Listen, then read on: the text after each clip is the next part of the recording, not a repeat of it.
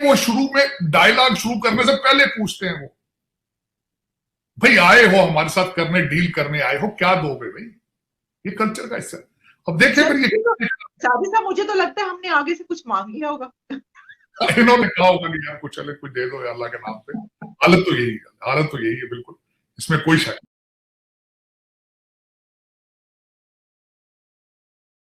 खबर आई है कि DGISI और डिफेंस मिनिस्टर अफगानिस्तान काबुल में, तो आपके ख्याल में कि वहां पर ये क्यों पहुंचे हैं? क्योंकि इससे पहले दो तीन चीजें तो आपको पता ही है कि वो कंटेनर्स वहां पे रुक गए हजारों, और दहशतगर्दी तो है, लेकिन आप इस पे क्या कमेंट करना चाहिए? देखें, ये दौरा बहुत पहले होना चाहिए था। सबसे पहले तो मैं ये कहूंगा ये दौरा लेट है, और दूसरा इसमें मैं चाहूंगा इनको चाहिए था फॉरेन मिनिस्टर को भी लेके जाते, क्योंकि दो ममालिक के साथ पाकिस्तान का ये नेशनल सिक्योरिटी इंटरेस्ट है। भारत के साथ और अफगानिस्तान के साथ relationship, they are crucial for your survival in the future, crucial. और इस दौरे को बहुत पहले हो जाना चाहिए था। लेकिन मैं आज भी एक ये बताना चाहूंगा बात कि हमारे डिफेंस मिनिस्टर ख्वाजा आसिफ साहब वहां पे मौजूद हैं, DGISI मौजूद हैं, लेकिन बॉर्डर बंद है और वहां पे शूटिंग हो रही है संडे से। तोरखम बॉर्डर पे जो आपने कहा कंटेनर रुके हुए हैं, कंटेनर तो कराची भी रुके पड़े हैं, लेकिन तोरखम बॉर्डर पे, तोरखम बॉर्डर के आसपास आज भी शूटिंग है। संडे से बॉर्डर आपका बंद है। अब मैं ये उनके देखें इश्यूज क्या है। एक तो उन्होंने वीजे बहुत, उनका प्रोसेस चेंज कर दिया है, और आज का जो सबसे बड़ा और एक ये उनका लॉन्ग टर्म जो मुतालबा है कि हमारी खवातीन के साथ वहां पे बदतमीजी की जाती है। हमारे बुजुर्ग जाते हैं मेडिकल ट्रीटमेंट के लिए, हमारे कई उनके कबाइल के सरदार होते हैं, उनको जमीन पे बिठा दिया जाता है, बदतमीजी करते हैं तलाशी के बहाने वहां पे।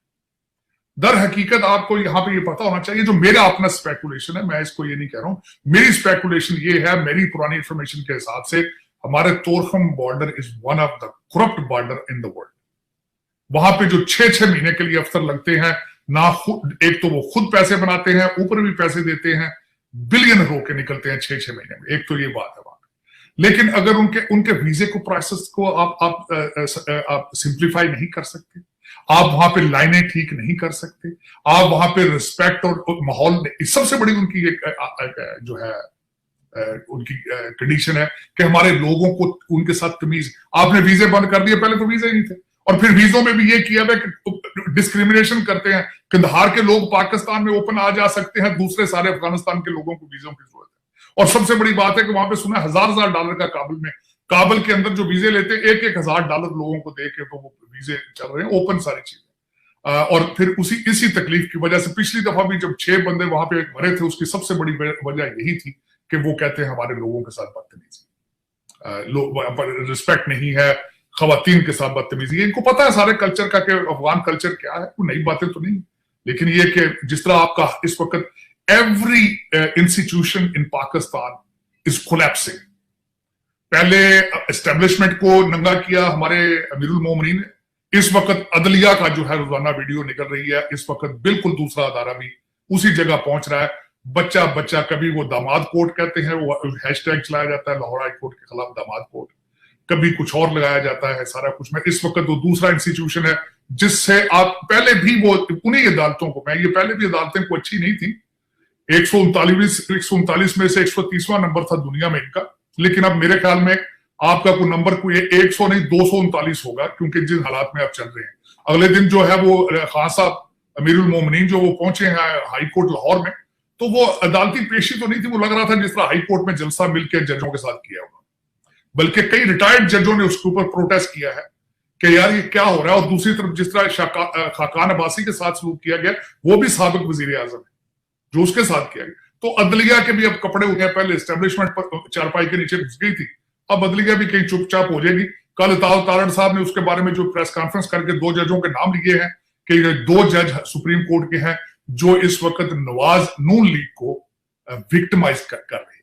तो मेरा मकसद आप ये आपके इंस्टीट्यूशन है, इसी तरह मिलता जुलते आपके बॉर्डर हैं, इसी तरह के मिलते जुलते आपकी फॉरेन पॉलिसी है, इसी तरह के आप हर चीज ही है इस तरह। मेरे पास अगर देखा जाए, अफसोस के साथ, मेरी मादरे मिल्लत है, मैं ये नहीं कहूंगा, मेरा मुल्क है, मेरी माँ है, मैं वहां की पैदावार हूं, मेरे खून में वहां का पाकिस्तान का खून है, लेकिन दुख है मेरा, ये मैं दुख के साथ कह रहा हूं कि आप किसी चीज में भी सीरियस नहीं है, किसी चीज में भी सीरियस नहीं। अब मैं दूसरा आपसे बोलना चाहूंगा कि वो हम बात कर रहे थे, जो वो इस वक्त जर्मन आप बात कर रहे थे IMF की डार साहब के हवाले से, वो जो अब प्राइवेट बैंकों के मिन्नतें तरले किए जा रहे हैं।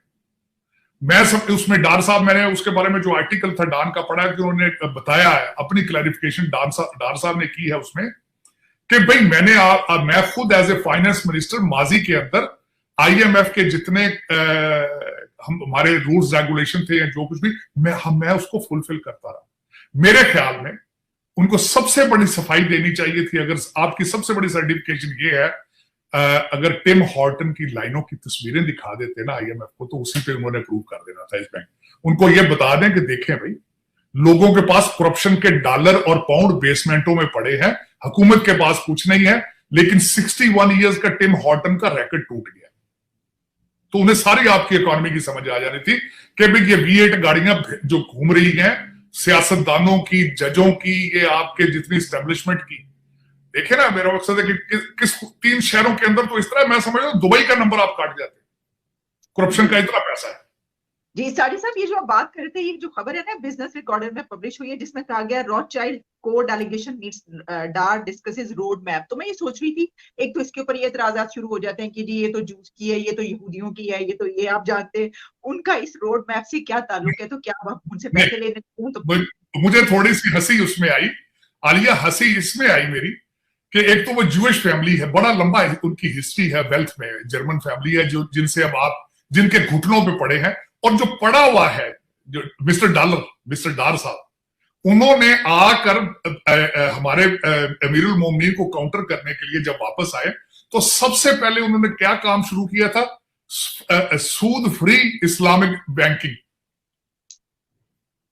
तो देखें कि जूइश लोगों को क्लैरिफिकेशन है, उनके सामने हाथ बांध के खड़ा हुआ ऐसा इंसान है जो कहता है कि सूद फ्री बैंकिंग करेंगे हम पाकिस्तान में। आज देखें जरा, ये आपके हालात हैं देख। और लेकिन अब उस पर क्या किया जाए? वो कहते हैं यार दे दो, हमारे बच्चों के खर्चे हैं बहुत ज्यादा, आपके कई मिनिस्टरों के एस्टेब्लिशमेंट के बच्चे टोरंटो पढ़ रहे हैं, वो भी बड़ी महंगा, इन्फ्लेशन है, यहां भी बहुत महंगाई है। तो लेकिन ये कि अफसोस दर अफसोस, क्योंकि कोई यू आर नॉट सीरियस। जिस तरह मैंने आपको अर्ज किया कि आपकी पहले एस्टेब्लिशमेंट के सख्त हालात खराब किए गए, वो नर्वस हैं, कंफ्यूज हैं, परेशान हैं, अभी तक उन्हें समझ नहीं आ रही क्या हो रहा है हमारे साथ। क्योंकि जिस तरीके के साथ बाजवा साहब के अभी तक हैशटैग वो चीजें चल रही हैं, जिस तरीके से वो मैं हैरान हूं कि एंकरों को बुला के 6 पूरी किताबें लिखवा रहे हैं वो बाजवा साहब, वो इतने घबराए हुए हैं बेचारे। तो वो वहां से डीजी के खिलाफ भी और इस तरह की काफी जो ट्रेंड्स हैं वो चलते रहते हैं। लेकिन मेरा आपसे ना इसके बीच ये भी आप जारी रखिए, सवाल ये भी होगा कि ये जो अब डेलीगेशन हमारा काबुल गया, तो इसकी वजह से क्या आप समझते हैं कि दहशतगर्दी कम हो जाएगी, मान जाएंगे वो? देखें, मैं माजी में बता रहा हूँ, थोड़ा सा माजी का रेफरेंस देना चाहूंगा कि तालिबान या अफगान माइंडसेट या वॉरलॉर्ड जब भी आप जाते हैं तो वो 2 चीजों के साथ आपके साथ काम करते हैं। माजी के अंदर आप क्या करते रहे हैं, आप उनको वो जब भी अफगान कल्चर हिस्सा है, जब बैठते हैं तो वो सबसे पहले आपसे ये पूछते थे हमारे लिए क्या लेके आए। वो 2 चीजें, या पैसे लेकर आए हो या हथियार लेकर आए हो। अब पता नहीं इस दफा ये डेलीगेशन गया तो क्या लेके गया, पैसे तो इनके पास देने के लिए नहीं है, हथियार उनके पास अमेरिका छोड़ के गया $85 बिलियन के, वो भी नहीं उन्हें चाहिए, आपके पास तो वो भी नहीं। पता नहीं अब क्या देंगे जिससे बात शुरू होगी। ये वो शुरू में डायलॉग शुरू करने से पहले पूछते हैं वो, भाई आए हो हमारे साथ करने, डील करने आए हो, क्या दोगे भाई? ये कल्चर का हिस्सा है। अब देखें फिर ये सादी साहब, मुझे तो लगता है हमने आगे से कुछ मांग लिया होगा। इन्होंने कहा होगा नहीं यार कुछ, चले कुछ दे दो अल्लाह के नाम पे। हालत तो यही है बिल्कुल, इसमें कोई शक नहीं। अच्छा, जेल भरो तहरीक पे क्या कह रहे हैं आप? देखिए, जेल भरो तहरीक का आप देखें सिलसिला, जो मेरी असेसमेंट है, इट वाज सबसे पहले तो मेरा जो मैं एक्सपेक्ट कर रहा था, खास अब खुद अपनी पहले गिरफ्तारी दी, वो उन्होंने नहीं दी। दूसरा उसमें यहाँ पे जो मेरा था, आपके शहर लाहौर में की आबादी को तकरीबन 2 करोड़ के लगभग है, अगर उसका 1% किया जाए तो मैं एक्सपेक्ट कर रहा था कि एटलीस्ट 2 लाख लोगों का समंदर वहां खड़ा होगा, लेकिन 2 लाख लोग नहीं थे। फिर तीसरा पॉइंट उसमें यह हुआ है कि लोग अपने पिंजरे बनाकर लाए हैं, जेलें तो वहां थी नहीं, प्लास्टिक के पिंजरे बनाकर लाए हैं और उनके अंदर खड़े होकर उन्होंने सेल्फियां वगैरह बना के तो वो चढ़ा दी है सोशल पे। ये टोटल जेल भरो तारीख मुझे सोशल मीडिया की, ट्विटर की और यूट्यूब की तारीख लगी है, इसमें कुछ सीरियसनेस नहीं।